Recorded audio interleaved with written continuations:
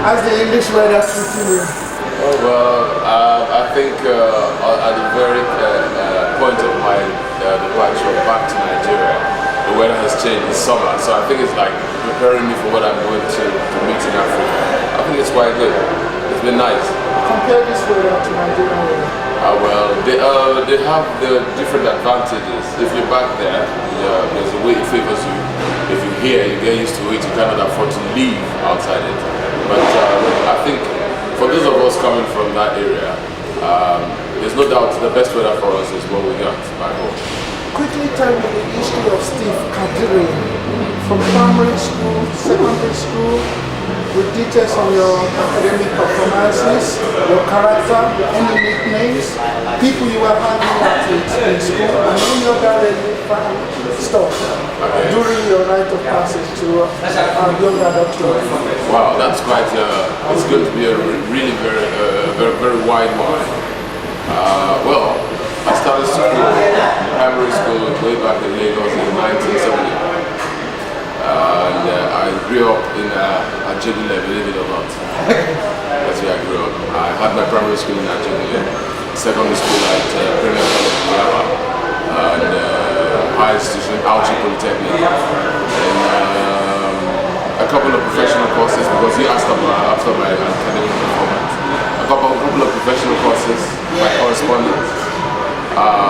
Professional courses at FRC School in Lagos, professional courses in Germany with Deutsche Welle, the radio and television company, and a couple of them here and there. Well, talking about my academic performance, I would say I'm one of the brightest in school, especially when it comes to the sciences and mathematics.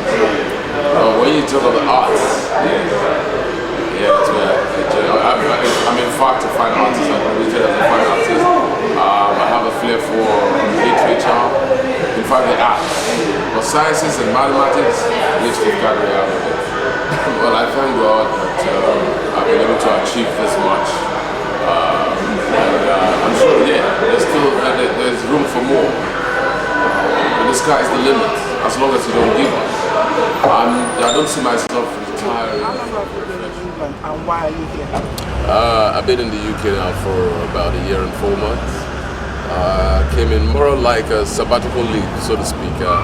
I'm that kind of person who works. I don't go to leave. Sabbatical leave. I want to believe is when you go to leave, it's almost an endless day and a very long leave, an accumulation of it. Let me put it that way. I'm that kind of guy. Back home, I work without going on leave. So I think this was more or less an opportunity for me to merge those ones I've not had in a long time, put them together, and I think I've had a very good 1 year and 4 months in the UK. And that coupled with the fact that I did kidney transplant in 2001, and I think I had the best of medical checkups here, and the purchase of my anti-rejection drugs, which I must take. I think they're quite cheaper here, so it's given me an opportunity to also make links here whereby I can get these drugs sent to me directly in Nigeria when I return. Ali G, Jeremy Paxman are my television mentors. Who are your television mentors? Oh, TV mentors. I'd never taken time out to think. Yeah, well, those days I think we used to have the likes of Julie Coker. She's a veteran now in Nigeria. Joe Ebuwa. On radio, voices like Mani Onumonu, and I think the list is endless. Why did you go into the media? Because I want to find out what stage in your life did you decide, oh, this is what I'm going to do? Because you're very good at it. Yeah, I actually wrote fun but along the line, when I came out after my ended program at the Polytechnic, even while I was in school, in fact, that was where I started broadcasting. We used to have a radio on campus that was called Radio Golden Heights. That's where I started broadcasting from. That was way back in 1986. Then I also learned the art of DJing with the likes of MC Grandmaster whenever I came back home on holiday. And as soon as I finished my ended program, I went full-time into DJing, playing at nightclubs. In 1990, I got my first radio program, Friday Night Reggae Night. And that was where I started from. From there, moved on to Raypower, its inception in 1994. then AIT in 1996, because you know AIT and Raypower together. It's been a chain of events from then on. Tell me the process, how you made that dream come true to get into the media, Raypower and AIT. Yeah, as I said, I came out, at first I just came out wanting to be a DJ. And I remember a couple of times people heard me talk in the club with a microphone and they said, hey, you got a radio voice, you should be in the radio. Can you remember the person who said that? No, this is just people who come to the club. They were amazed at the voice. Were they drunk when they said no? Do you like my voice? No, I want to ask you, do you like my voice? Are you chatting me up? Are you drunk? Well, and I think that sort of gave me the encouragement, and I got the opportunity to come in for audition for the first radio show, which was Friday Night Reggae Night. I contested amongst other people twice. The first time they said, oh, one of the people who were supposed to take part in the audition wasn't around, so we're going to have it all over again. Because I won the first time. But they said for the sake of fairness, let's have it all over again. And the person who wasn't around then was brought in, and I did it again.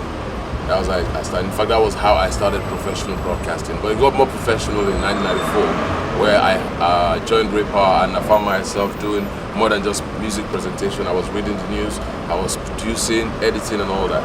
I'm proud to say today I do all aspects of radio broadcasting, TV presentation, newscasting. Describe your experience at Raypower. It seems you've covered that a little bit.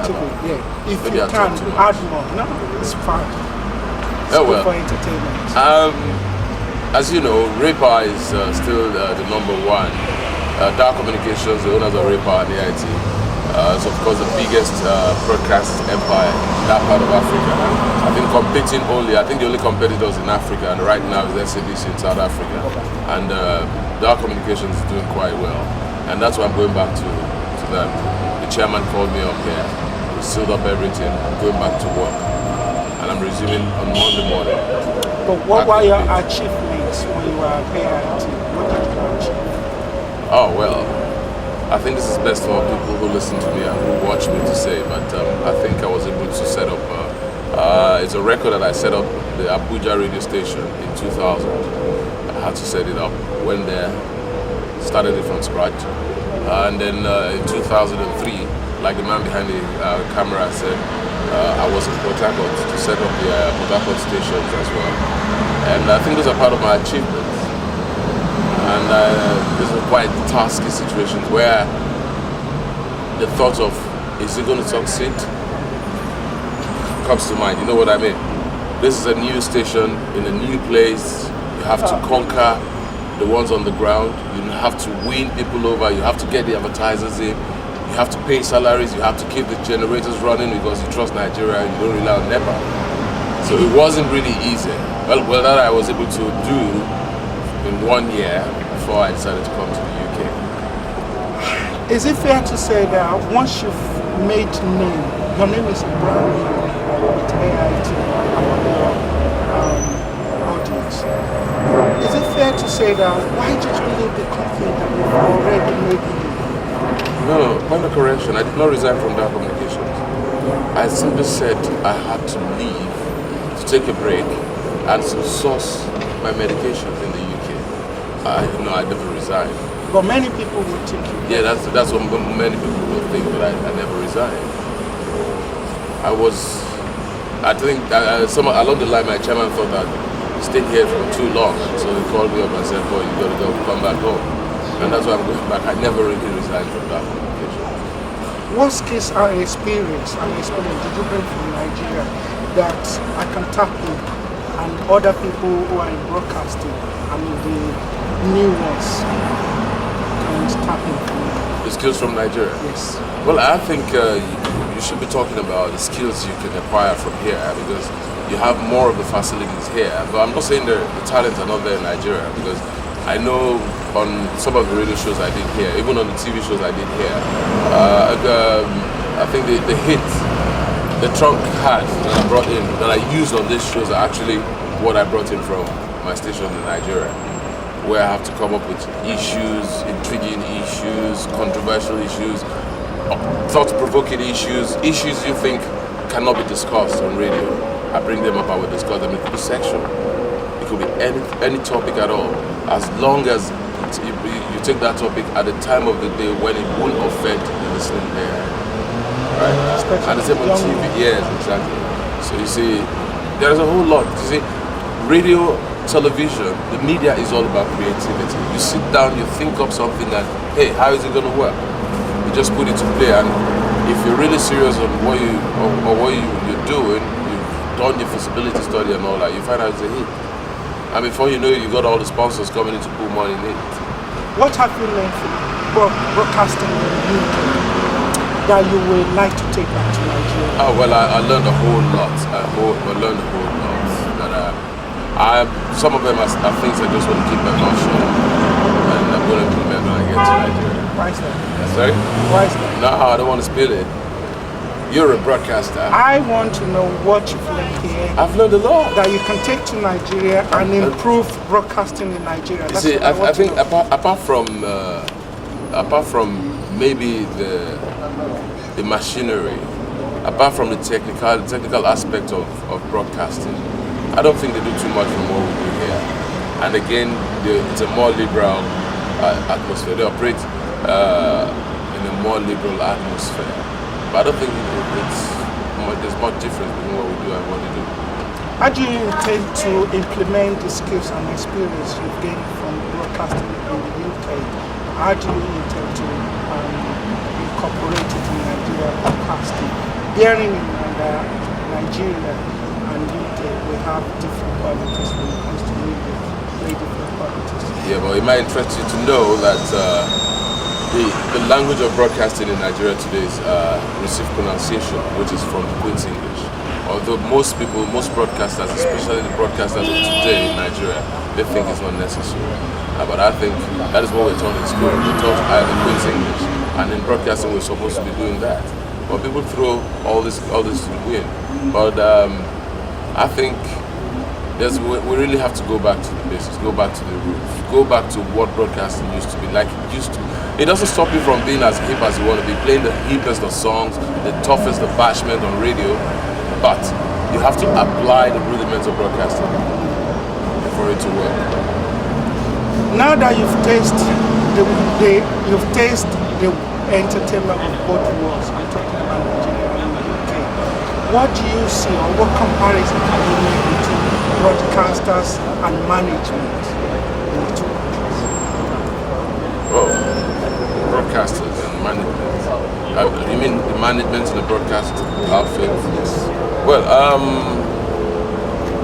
earlier on I told you that similarities abound both ways in Nigeria and in the UK. But it just boils down to the fact that as a professional you're treated more here. For example, if I had all the while I made all the name I made in Nigeria and the UK, I'll be flying very high, if you know what I mean. But in Nigeria, I'm not saying I'm not a celebrity in Nigeria.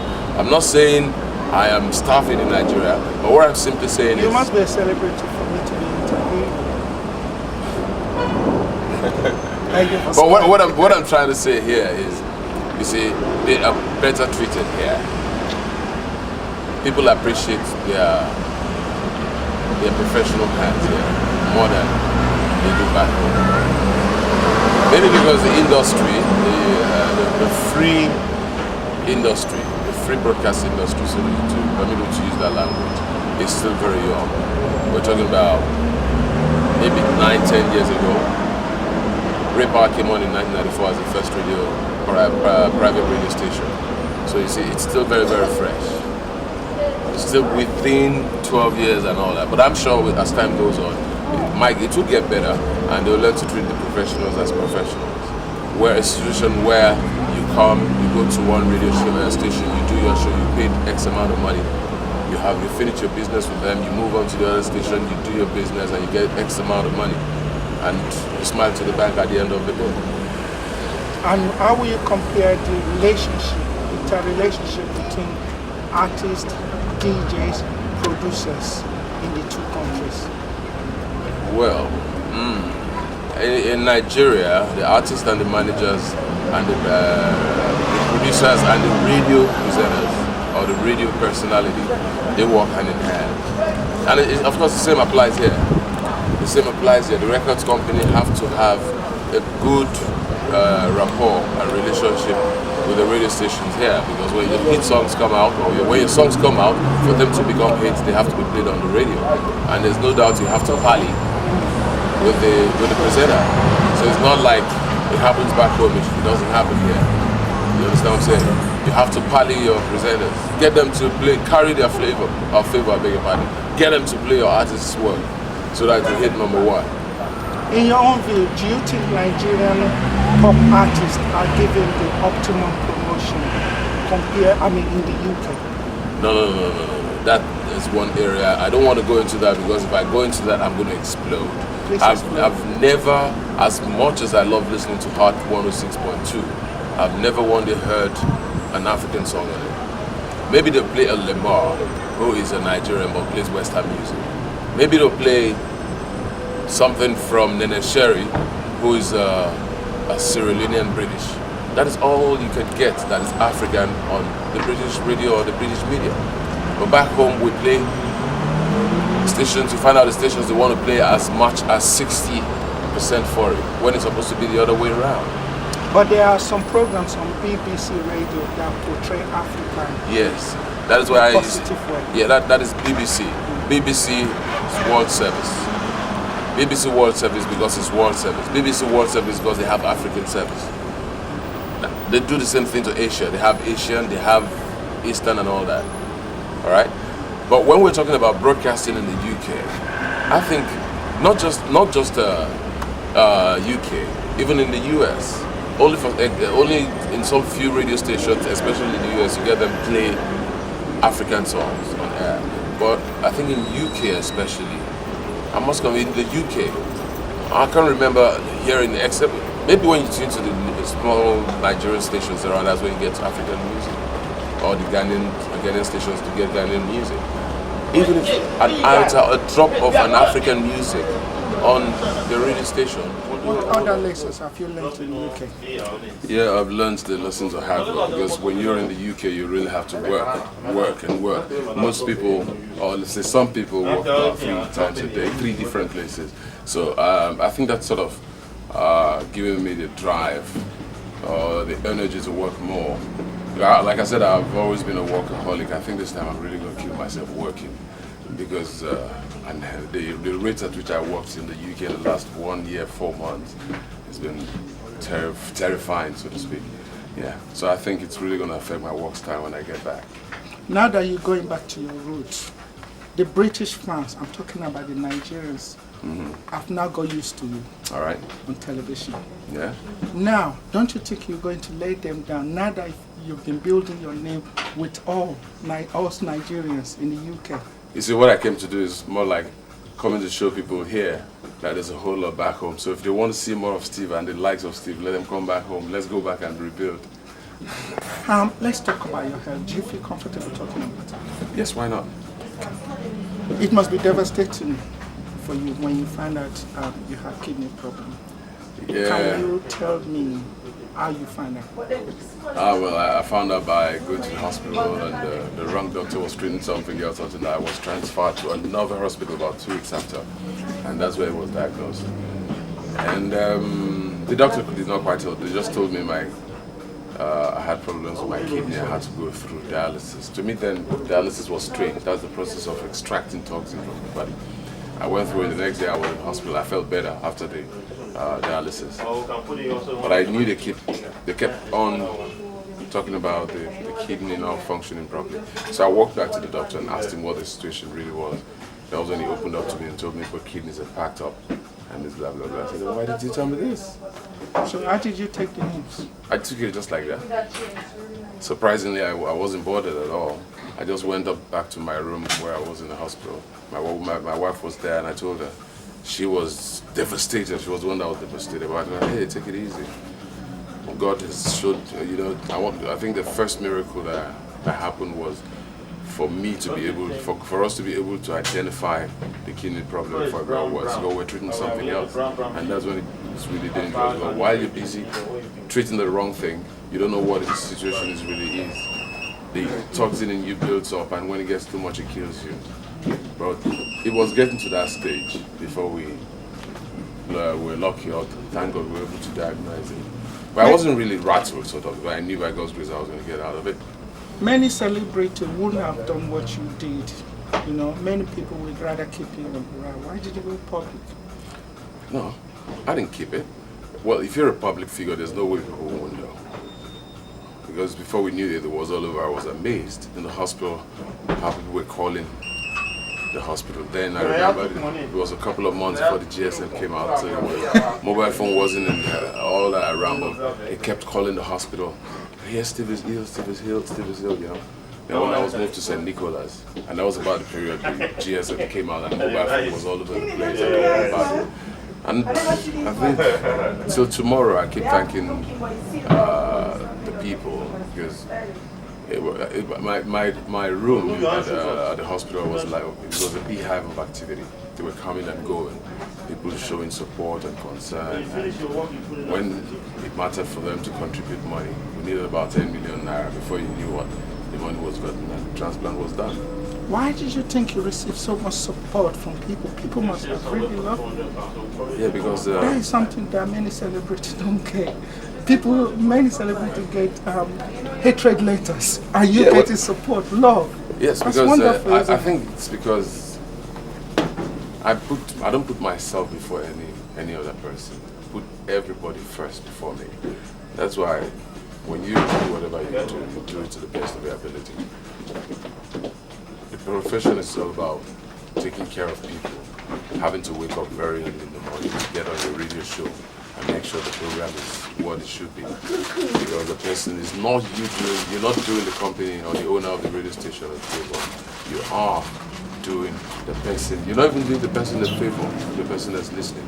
You are performing your duty. It is right to tune his radio on a Monday morning and he expects to hear Steve Kadiri. If Steve Kadiri is not on air at 5 a.m., then I've offended that man, because this is right. It's just like him paying money to buy his radio set, all right? And in the morning he tunes his radio at 7 a.m. He's supposed to hear Steve taking the news. Steve is not there. Then there's a problem. I owe him an apology because, as I said, it's his right. So as long as you give the people their rights, give them what they deserve, let them feel they are important, they'll show you back that same goodness. And that's what happened in my case. I was amazed. Are you an honest person? Will I say I'm dishonest? I'm honest. It would be nice if you tell the truth. I'm of course honest. Is it fair to say that the news of your health problem, I'm sure you're not going to be happy about this, but is it fair to say that the news of your health problem enhanced your career? No. Steve Kadiri has been winning laurels, winning awards, being the most popular in Lagos and in Nigeria before the kidney problem came. I think that was where I got the response I got. All over the world, people were amazed. How come? I got my popularity out of the fact that I was doing my thing, or rather I do my thing like it should be done. I was the first person to get the Fame Award. Fame Award as the best, that's FMA Award, as the best radio presenter. What year was that? 2007, that's the very first one. It's wonderful. How proud are you? See what I'm talking about? 2000, did I say 2007? 1997. Okay. 1997.